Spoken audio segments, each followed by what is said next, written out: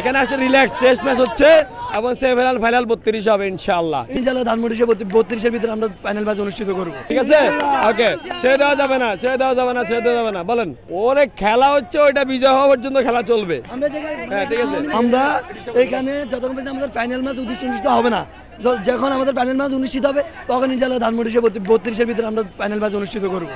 এটা আমরা হঠাৎ আবেগ দিয়ে হয়ে গেছে। আমি 2বার করছিলাম, 2বার আমি 3 উইকেট পেয়ে গেছি। আমরা এখানে খেলতেছি নোয়াখালী বনাম বাংলাদেশ।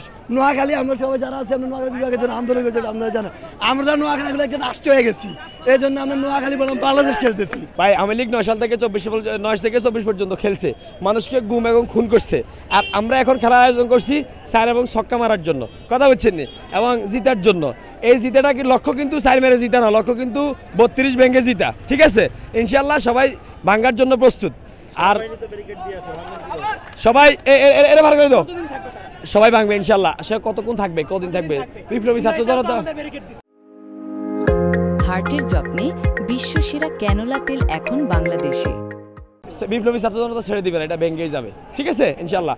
আর এখানে তো ধরেন প্রথম রাউন্ড, দ্বিতীয় রাউন্ড হবে, কোয়ার্টার ফাইনাল এবং ফাইনাল ওই 32 হবে ইনশাআল্লাহ।